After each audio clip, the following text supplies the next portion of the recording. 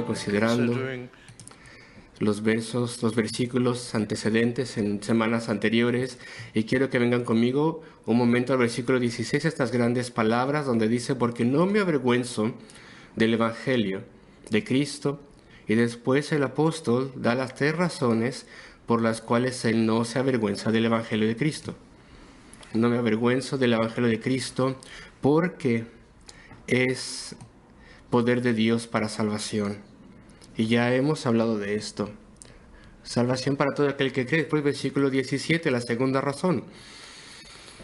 Porque en él la justicia de Dios se revela por fe y para fe. Cristo, quien es la justicia de Dios, quien vivió una vida perfecta de justicia, una vida que sería imputada o acreditada a todo su pueblo, y él sufrió y murió por pecadores. Y después la tercera razón en el versículo 18, porque la ira de Dios se revela desde el cielo contra toda impiedad e injusticia. Y el título de mi mensaje este día es La sociedad en su peor instancia. Así que el apóstol no se avergüenza del Evangelio de Cristo. La tercera razón de esto es que en este Evangelio la ira de Dios se revela desde el cielo contra toda impiedad. Pero ¿acaso la ira de Dios no fue revelada antes? Él está hablando como si la ira de Dios fuese a ser revelada por primera vez, o que fuera a ser revelada solamente en el Evangelio, o es revelada solo en el Evangelio. No, el apóstol sabe que la ira de Dios ha sido revelada desde el principio de las Escrituras. Fue anunciada en el huerto del Edén, que la desobediencia a Dios conllevaría la muerte y al castigo.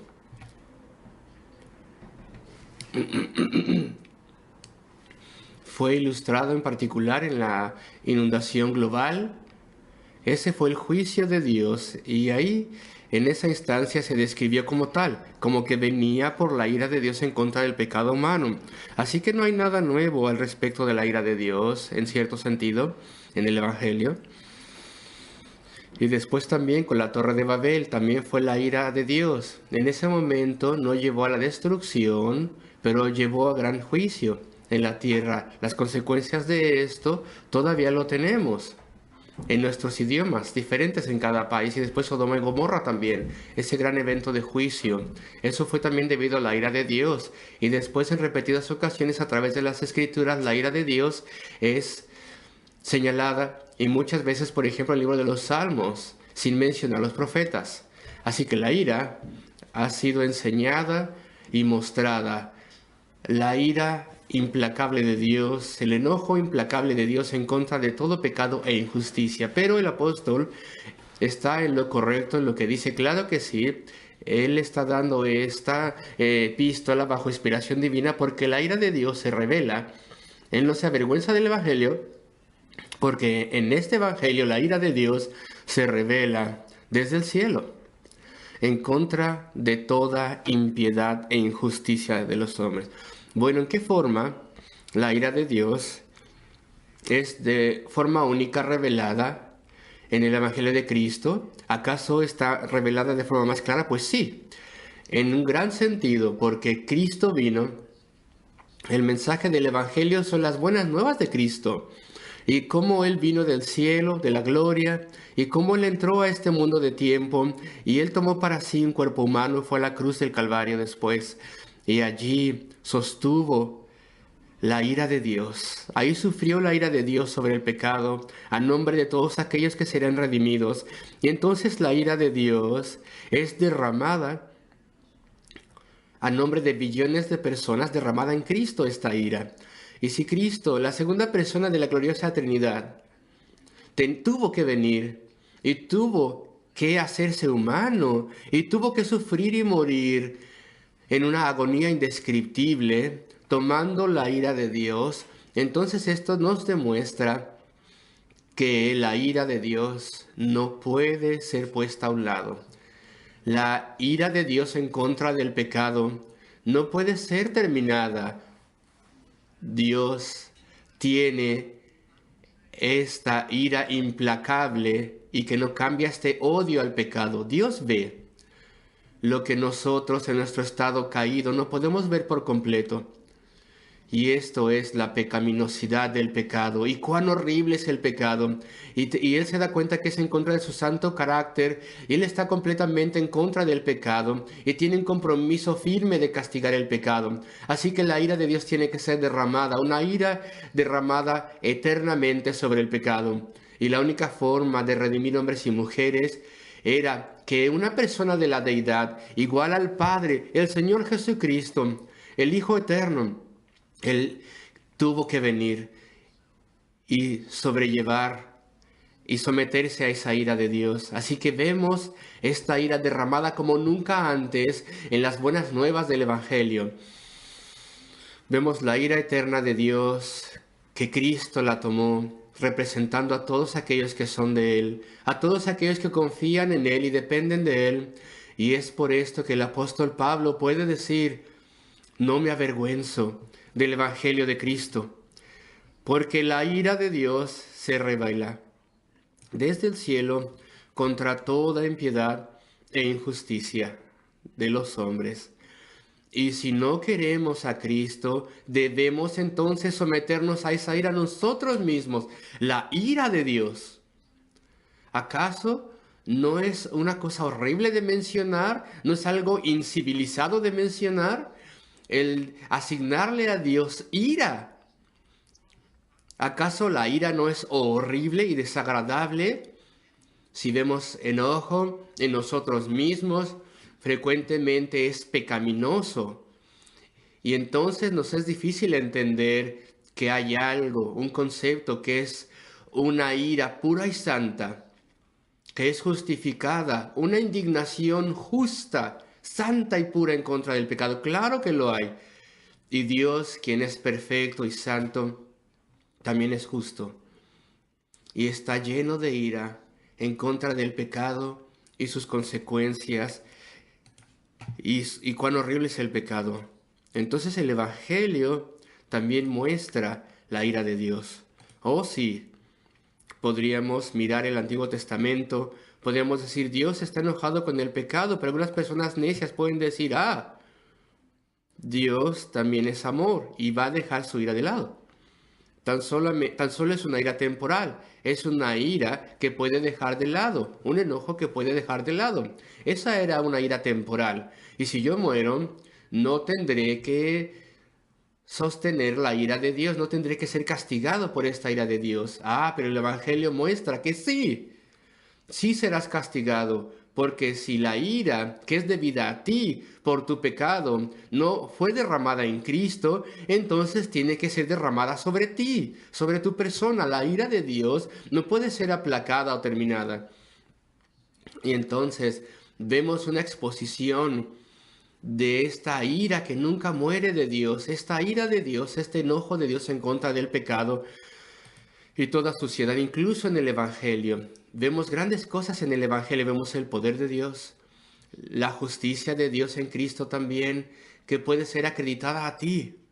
Pero también vemos la ira, justa indignación de Dios en contra del pecado. También lo vemos esto.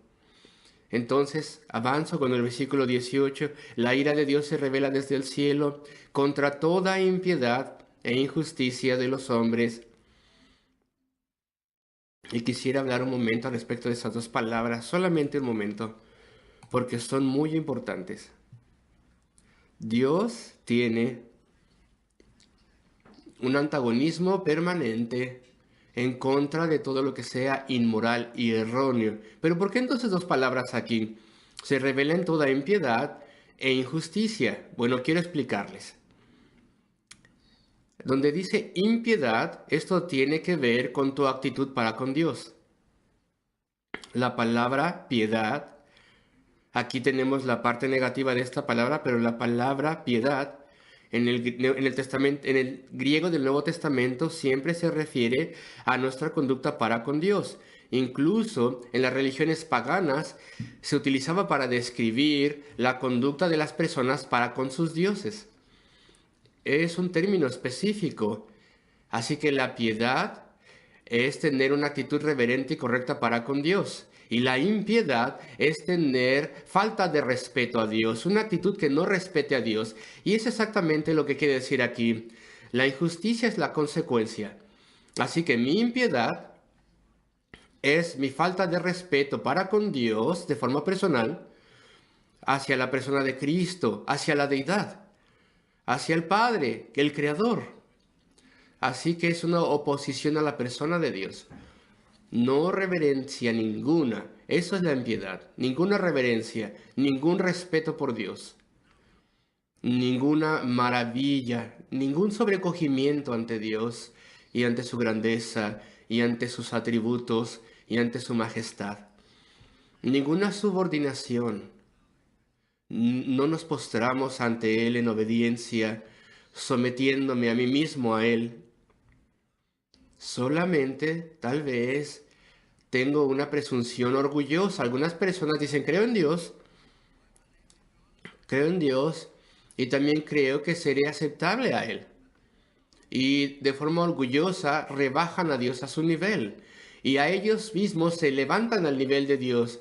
Tengo íntima comunión con Dios, dicen ellos. Algunas personas tienen una actitud casual de adorar a Dios o imaginan que creen en Él, de hecho. Esto es una presunción orgullosa. Esto es solamente una ofensa en contra de Dios. O tal vez hay una indiferencia orgullosa en contra de Dios. ¿Y hemos sido así en el pasado? ¿Acaso somos todavía hoy en día? ¿No nos importa Dios? ¿Tenemos desprecio por Él? Desprecio. Nos rebelamos en contra de Él y en contra de sus leyes. No confiamos en Él para nada. Somos autosuficientes, podemos escoger nuestro camino, no hay temor de Dios, no le amamos, no le damos homenaje, no le estudiamos. ¿Por qué tendría que estudiar a Dios? ¿Por qué tendría que estudiar su revelación, la Biblia? La he hecho a un lado, no creo en ella. ¿Por qué tendría que dedicar ningún tiempo o atención a Jesucristo, el Señor, o a Dios? O estudiar estas cosas, o sus posturas, o sus planes, o sus caminos. ¿Por qué tendría que servirle yo? Así que la impiedad es todo ello. Mi actitud en contra de Dios es un gran manojo de cosas. Todo esto insulta a Dios. Todo esto es en contra de Dios. Todo esto es como escupirle a Dios. Y así es como era yo. Y así es como muchos de nosotros en este lugar éramos en nuestra vida pasada. No éramos respetuosos de Dios, le despreciábamos, y si no éramos ahí, y si no éramos así, jamás confiábamos en Él. No le temíamos, no le amábamos, no le homenajeábamos, no le estudiábamos, le despreciábamos más bien. Impiedad. Así es como todavía somos hoy en día. ¿Esto es así contigo? Que tenemos una actitud irreverente en contra de Dios Todopoderoso, porque la ira de Dios se revela, se demuestra desde el cielo en contra de toda impiedad, en contra de toda falta de respeto, toda indiferencia. Es el más alto insulto al Creador. No darle gracias por nada, el echarle a un lado al Dios viviente. Cuando comenzamos a analizar esto, ¿acaso nos preguntamos que la ira de Dios, el Dios que es santo y perfecto, deba derramar su ira en contra de los seres humanos? Debido a todos esos insultos y todo ese orgullo y toda esa indiferencia, todo ese desprecio, toda esa maldad. A veces miro atrás y pienso cuando fui salvo, cuando vine a Cristo, no sabía ni la mitad de todas las cosas. No sabía ni siquiera una millonésima parte de esto. Dios me dio sensibilidad al desprecio que tenía de Dios, pero cuando miro para atrás y pienso cuán grande era mi desprecio por Dios, qué ofensa tan grande era mi desprecio a Dios, cómo Dios podía mostrarme misericordia a mí. Cómo Cristo podía venir del cielo a sufrir y morir por mí en mi lugar. ¡Cuánta impiedad! ¿Cuánta gratitud deberíamos tener para con Dios por la salvación cuando consideramos todos los aspectos de la impiedad? Y después injusticia. Bueno, la impiedad es nuestra falta de respeto para con Dios. Si ustedes quieren, es cuando rompemos los primeros 4 de los 10 mandamientos. Los primeros 4 de los 10 mandamientos tienen que ver con nuestra actitud para con Dios. Y todos los rompemos a través de nuestra falta de respeto. Esto es impiedad. La injusticia son los mandamientos del 5 al 10, del 5 a 10, la segunda tabla de los 10 mandamientos, los últimos 6 mandamientos, que tienen que ver con nuestra conducta en la sociedad para con nuestros prójimos y pensamientos y acciones en general. Tiene que ver con esto. Injusticia es el resultado de la impiedad. Y la ira de Dios es revelada en contra de eso también. El romper su ley, sus leyes, el oponernos a sus leyes, incluso estos días el cambio de sus leyes. Tenemos tantos políticos hoy en día que se levantan con tremendo orgullo y despedazan la ley de Dios, la ley de siglos, la ley de la conciencia, y dicen cosas que Dios dice que son malas y ellos dicen que son buenas. Y cualquiera que no esté de acuerdo con ello perderá su trabajo, será castigado. ¡Qué terrible arrogancia! Estos días en contra de Dios. ¡Qué profundidad de falta de respeto en contra de Dios! Lo cual lleva a terrible injusticia. Tendríamos que sorprendernos que la ira de Dios es revelada en contra de toda impiedad e injusticia, el orgullo y la arrogancia de los hombres. Tú no sabes por quién votar hoy en día, es imposible. Todos los líderes de los partidos políticos son prácticamente lo mismo, todos hacen lo mismo. Vemos cómo todos ellos escupen a Dios y le maldicen a su cara en lo que hacen y en sus actitudes, y nunca había sucedido así antes en la sociedad, no hasta el grado que está pasando en los últimos 10 o 15 años. Es sorprendente. Y nosotros somos ciudadanos en tal nación, pero de cualquier forma, esto es la ira de Dios que se revela desde el cielo contra toda impiedad e injusticia de los hombres. Toda injusticia de los hombres. Los pensamientos, las palabras, los hechos, lo cual ofende en contra de la ley de Dios. Y el final del versículo 18, que detienen con injusticia la verdad.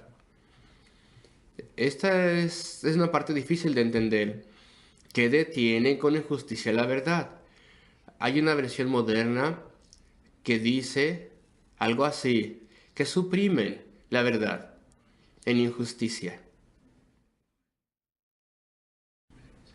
William Tyndale, Guillermo Tyndale, en su traducción del Nuevo Testamento, sobre la cual está basada la versión inglesa King James, o Rey Jaime, se dice, parece ser en español. El 90% más o menos del Nuevo Testamento de la King James está basada en lo que dice Tyndale. Y me sorprende que no se haya copiado aquí lo que dice Tyndale, que dice que como que esconde. Y en español parece que está bien. Y el griego es una palabra compuesta que signifique de tener debajo, como someter, como ponerla y quererla esconder. Nos aferramos o se aferran firmemente a esta palabra. Se puede ver así.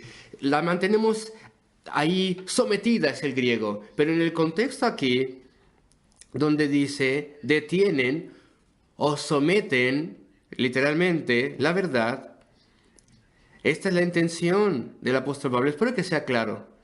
No voy a tardarme tanto con esto, pero solamente puedo como adivinar que la traducción inglesa pensaba que la injusticia ya era suficientemente claro, donde dice que detienen con injusticia la verdad. En otras palabras, lo saben, pero al detenerla en injusticia, significa que la suprimen.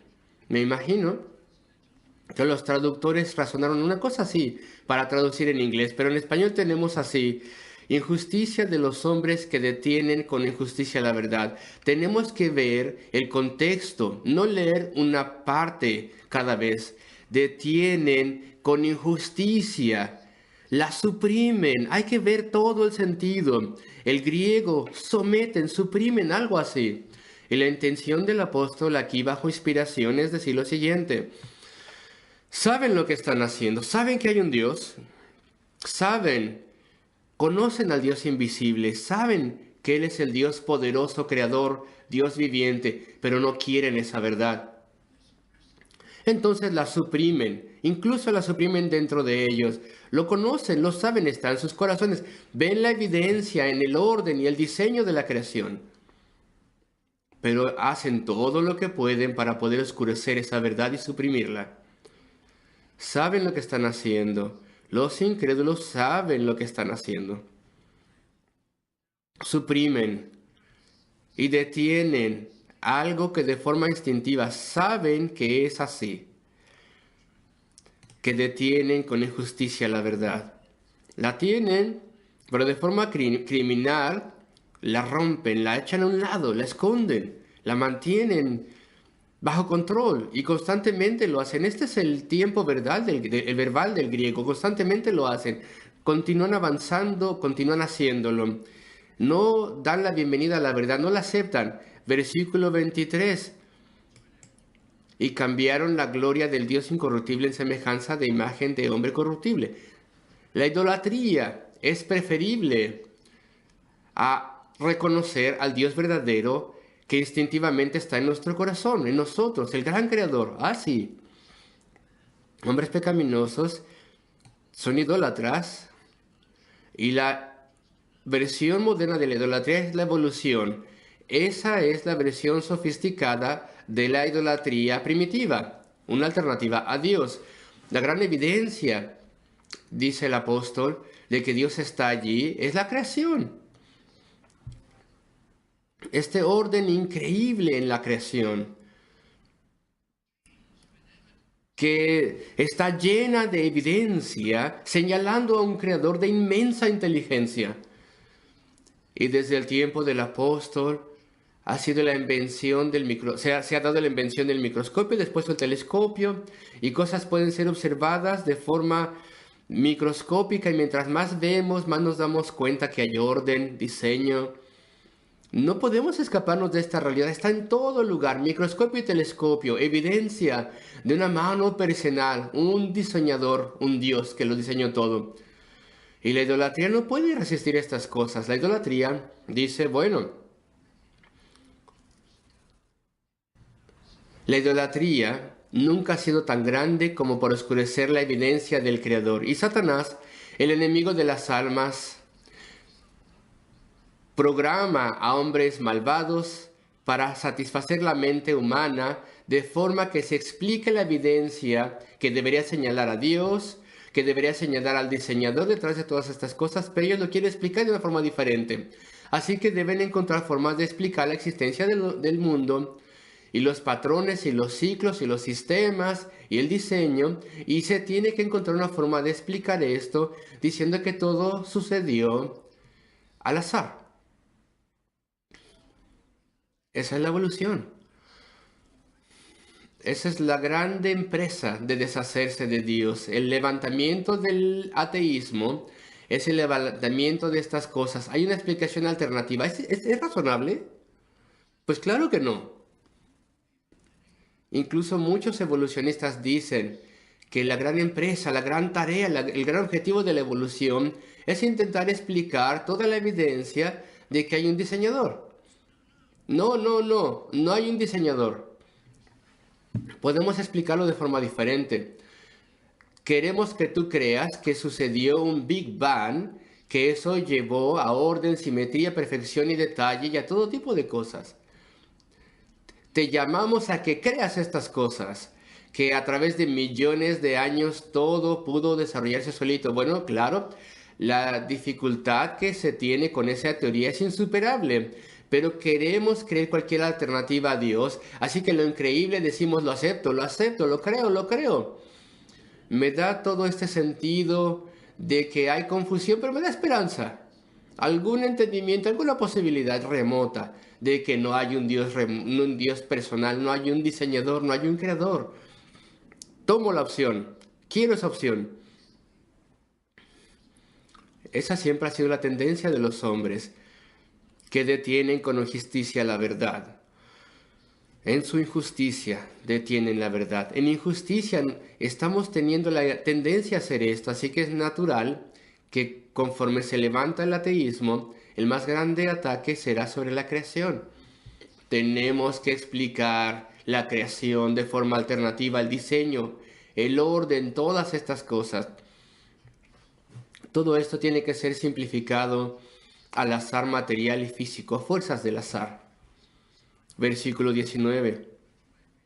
Porque lo que de Dios se conoce les es manifiesto. ¿Por qué? La raza humana quiere idolatría. O la forma sofisticada moderna de la idolatría. ¿Por qué? Bueno, pues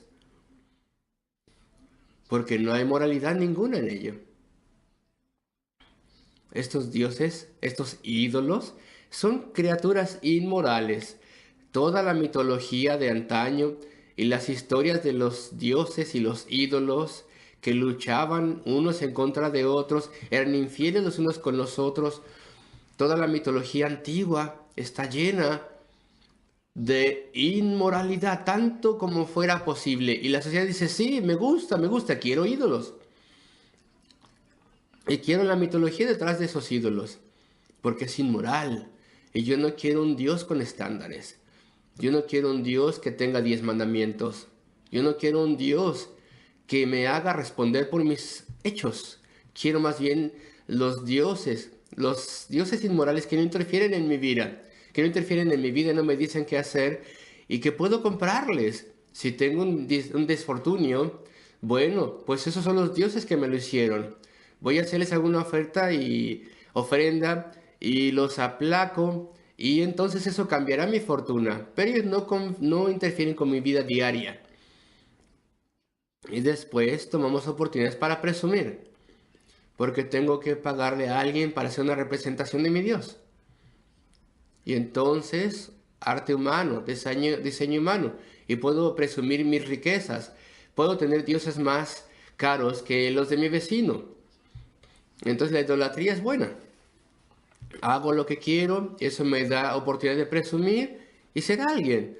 No tengo ninguna obligación para con estos dioses que son como yo, son pecadores también. Y la mitología decía o me decía esas cosas horribles que ellos hacían. Y eran cosas pequeñitas por ahí. Ahí está mi Dios, puedo levantarles y llevarles a donde quiera. Venderlos, comprarles. Son cosas pequeñas, puedo manejar estas cosas, estos dioses. Lo mismo con la evolución. Responde en todo sentido, se asemeja en todo sentido a la idolatría anterior. No tiene ninguna moralidad en ello. No hay obligación para esto. Lo único que hace por ti es explicarte lo que tú quieres escuchar, lo cual no es verdad de que no hay un Dios. Dice que no hay un Dios, pero se asemeja a todas las características de la idolatría antigua. ¡Qué intercambio! El lenguaje del apóstol Pablo es notable. Y después dice, versículo 23, cambian la gloria del Dios incorruptible. ¿Qué estamos haciendo? De forma voluntaria cambiamos a Dios, teniendo un Dios glorioso, un Dios omnipotente, eterno, que ordena la vida eterna para todos aquellos que confíen en Él, y que no puede ser corrompible, y es fiel y puro y santo, y quiero cambiarle a Él, y más bien quiero un ídolo que no es nada, que no escucha, que no habla, que no actúa, que no piensa, que no puede ayudarme en nada. ¡Qué intercambio! ¡Cuán locos están los seres humanos! Cambio al Dios incorruptible por un montón de teorías cambiantes de la evolución que no me ayudan en nada, que no me llevan a ningún lado, que me dicen que estoy aquí hoy y me voy mañana, que no puede responder mis oraciones, que es promovida por aquellos que son pecadores como yo. Ese es el intercambio que las personas quieren hacer. Versículo 19 otra vez. Porque lo que de Dios se conoce les es manifestado, pues Dios se los manifestó. No hay excusa, dice el apóstol. Y el griego dice que lo que de Dios puede ser conocido, lo que puede ser conocido es manifestado en ellos. Eso es lo que dice el griego. Pruébamelo, Pablo. Y es verdad. Tenemos un instinto que nos dice que hay un Dios. Tenemos una conciencia diciéndonos lo que está bien y lo que está mal. No, dicen los evolucionistas, no hay algo que sea la conciencia. No, no hay moral, un estándar moral absoluto porque no hay un Dios. Sin embargo, toda persona, incluso los humanistas, evolucionistas, ateos, que dicen que no hay conciencia, incluso ellos constantemente dicen que sí lo hay. Mi vecino o mi colega en el trabajo me ha hecho esto y no tendría que haberme hecho. ¿Por qué me lo hizo? Ah, tienes estándares en ti, ¿te das cuenta? Tienes un conocimiento de lo bueno y lo malo. Dices que no está ahí, pero lo tienes. Y cuando tu vecino o tu colega te hace algo, de pronto te das cuenta que tienes esos estándares ahí. Y reconoces exactamente lo que está mal con él. Ah, él es orgulloso, es mentiroso, es un engañador. Ah, esa es tu conciencia. No te lo estás aplicando tú, pero estás traicionando lo que has dicho. Allí lo tienes, está en toda persona. La evidencia de un estándar absoluto, de una programación moral de nuestra conciencia, de que hemos sido creados por un Dios incorrompible y perfecto. Y entonces la creación misma. Lo que tendríamos que decir lo siguiente: ¿cómo puedo explicar todo alrededor de mí en la creación? Tiene que haber un creador invisible, un Dios invisible, altísimo sobre todas las cosas. Tiene que haber un creador que está fuera de mi mundo material y físico, quien es más grande que la piedra y la madera y las estructuras. Él hizo todas las cosas. Él es más grande que las cosas físicas, un gran ser espiritual que está fuera y más allá y encima de todo. Aquel que creó el tiempo, Él tiene que estar entonces fuera del tiempo. Entonces la mismísima existencia de todo alrededor de nosotros habla de forma elocuente señalando a aquel que está por encima y más allá de todo. Es obvio, súper obvio. Y podría hablar sin fin al respecto de los detalles minúsculos de la creación y la complejidad, grande complejidad de los sistemas y las estructuras en la creación. Hay un diseñador inteligente, hay uno que aprecia cosas hermosas y que ha hecho cosas como el color y los sistemas ópticos para poder apreciar el color. Hay uno que entiende el amor paternal, porque Él ha puesto tanto amor paternal en la creación, tanto cuidado por los jóvenes. Hay uno que entiende la programación difícil, compleja. Ahí tienen a los animales que de forma instintiva saben cómo edificar un nido. Ahí tienen aquellas criaturas pequeñitas, llenas de información, que de alguna forma está operando dentro de ellos y no lo podemos entender bien. Los biólogos no lo pueden entender bien. ¿Por qué? ¿Por qué esto y aquello? ¿Y por qué este animal y aquel animal hace esto y aquello? ¿Por qué sabe qué hacer? Nadie le enseñó, nadie se lo ha mostrado cómo lo sabe hacer. Porque hay un gran creador quien ha creado todo lleno de información para que pueda actuar. Y tiene gran poder y su genialidad está en todo lugar, porque lo invisible de Él, a partir de la creación del mundo, se ve claramente. Es obvio, porque las cosas invisibles de Él, su eterno poder y deidad, se hacen claramente visibles desde la creación del mundo, siendo entendidas por medio de las cosas hechas. ¿Cómo veo esto? Pues porque, como he dicho, tiene que haber uno que es más grande de la creación y está fuera de ella. Y entonces entendemos que tiene un poder eterno y deidad. Versículo 20. De modo que no tienen excusa. Son inexcusables, dice la Reina Valera de 909. La palabra griega que se traduce como excusa o ser inexcusables significa un enunciado. Se utiliza en las cortes de leyes. Están sin ninguna explicación. Están sin ninguna defensa.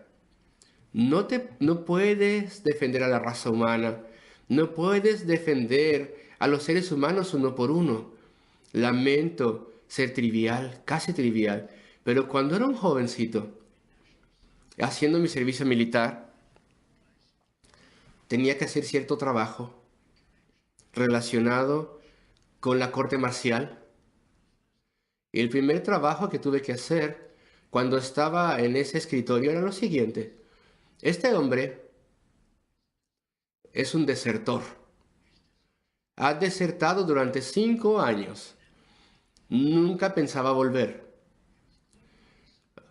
La policía civil lo pescó a través de una ofensa de conducción y se dieron cuenta que él tenía que estar allí en el servicio militar, no libre en las calles. Entonces fue traído de vuelta a su unidad y fue acusado con deserción.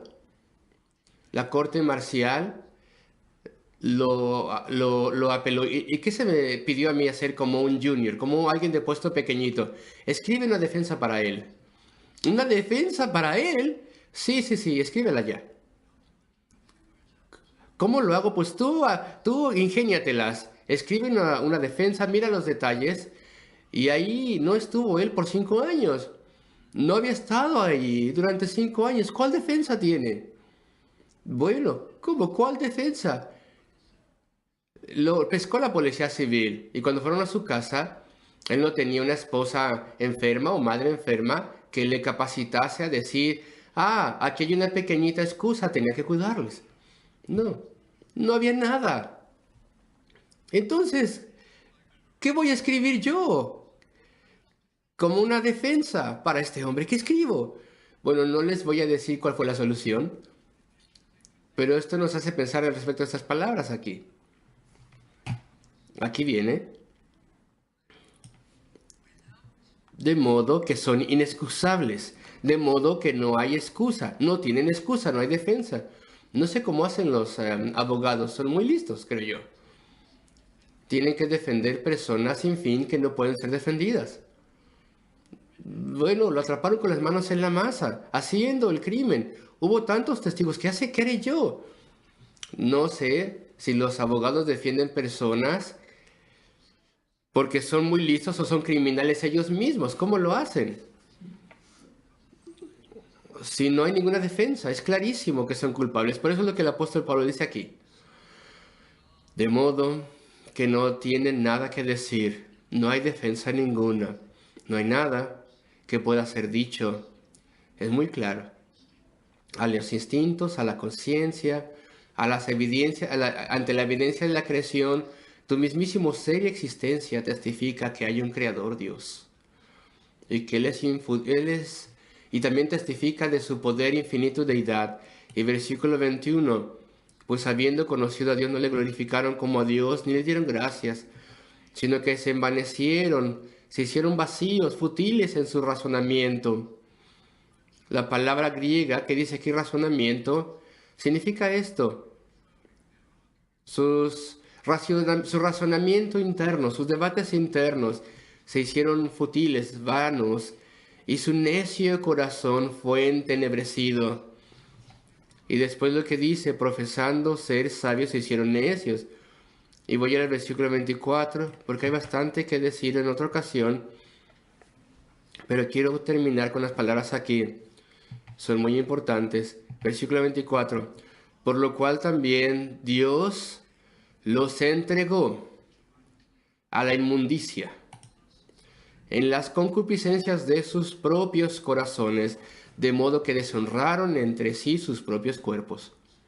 Sorprendente. Podemos decir, para que contaminasen sus cuerpos entre sí mismos, Dios los entregó. Es una palabra interesante. Es una frase legal, de hecho. Significa lo siguiente.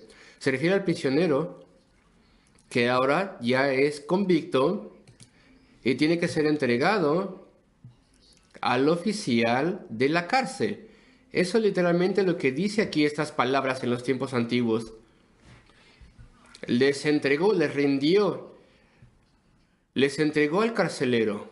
Esas son las palabras que el apóstol Pablo utiliza aquí, por lo cual también Dios los entregó. Pregunta, ¿quieres decir que si tienes un supremo desprecio de Dios y no le respetas, si vives como pecador y más bien buscas idolatría o alguna cosa que se alterna a Dios, o apoyas la evolución, el ateísmo y el humanismo, y haces estas cosas e intercambias al Dios incorrompible por todo eso? ¿Quieres decir que Dios te va a entregar en algún punto a las lujurias, a las codicias? El apóstol va a hablar de lujurias y codicias. Va a hablar respecto de la homosexualidad, de las lesbianas también. Dios te va a entregar la impiedad, la injusticia, lujuria, homosexualidad, lesbianismo, entregado a ello, al poder de ello entregado. ¿Qué es lo que está diciendo? Bueno, claramente está hablando al respecto de la sociedad. No al respecto de individuos, pero la sociedad. En otras palabras, la homosexualidad es el pecado más grande sensual que será prevaleciente en particular en una sociedad que se ha apartado tanto como ha podido de Dios, faltándole al respeto, llevando a cabo pecaminosidad y escogiendo el ateísmo o la idolatría por encima de la existencia y el ser de Dios. Es una secuencia de eventos en la sociedad. El siglo XIX, mucho del siglo XX también, había pecadores, hay pecadores, había homosexualidad, había abuso de infantes, había orgullo y mentiras y todo tipo de pecado. Todas estas cosas pasaban, pero no a la escala de lo que pasa hoy en día. Y todavía hay un temor de Dios y respeto por Dios. En la mayoría de las personas que creen en Dios, aun si no le siguen, y tenían un respeto por las cosas de Dios. Y muchas más personas eran cristianas en la sociedad antes, todo eso antes. Ahora, ¿a dónde ha llegado la sociedad? Ahora los creyentes son muy pocos. Las personas que de forma nominal creían en Dios, ahora dicen soy ateo y no creo en Dios, no creo en los 10 mandamientos, no creo en estándares absolutos y puedo hacer lo que yo quiera. Y soy un idólatra. He escogido los ídolos, la evolución, los ídolos modernos. Una explicación alternativa para la existencia de las cosas. Yo no creo que el orden creado me dice nada respecto de Dios. La palabra de Dios dice que cuando la sociedad se hace así, entonces tendremos un surgimiento terrible en los pecados supremos sensuales. No solamente infidelidad en las familias y en matrimonios, sino que también los extremos. El pecado extremo sensual, la homosexualidad y el lesbianismo empezarán y surgirán. Y la sociedad, en última instancia, será entregada a ello. Mientras que hace unos 5 años, las estadísticas de los gobiernos decían que 1.5% de las personas del Reino Unido eran homosexuales o bisexuales. Y esa cantidad se ha aumentado en gran manera. Debido a que se ha dejado de lado a Dios, se ha hecho la sociedad indiferente a Dios y se ha aumentado el pecado sensual.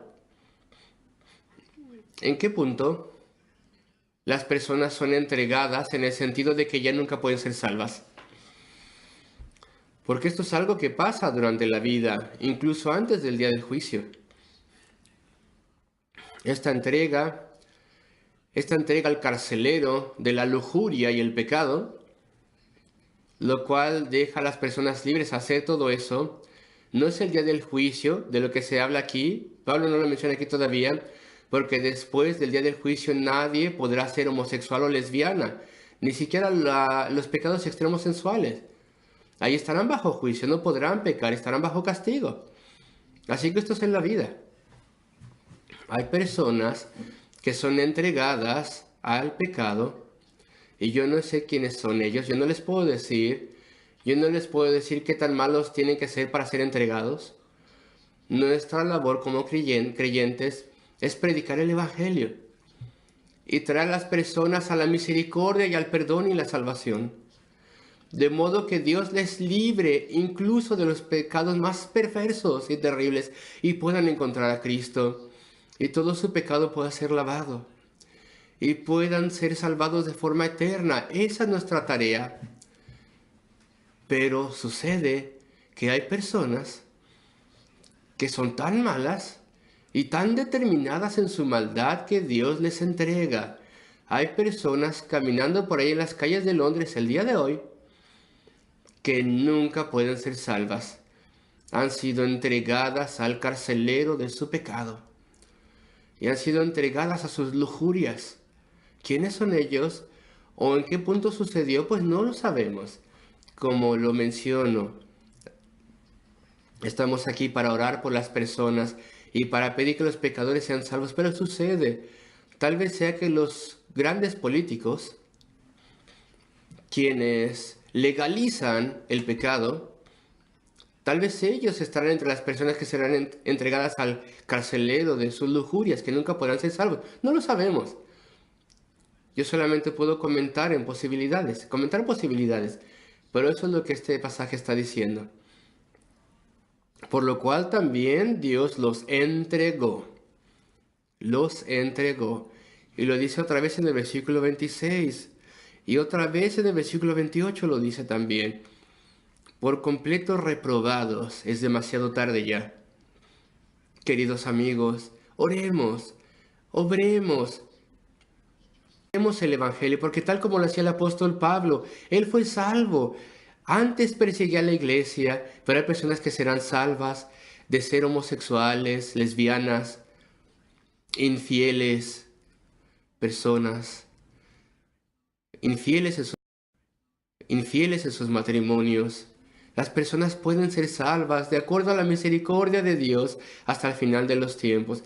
Y esa es nuestra obra especial y nuestra misión y nuestro llamamiento.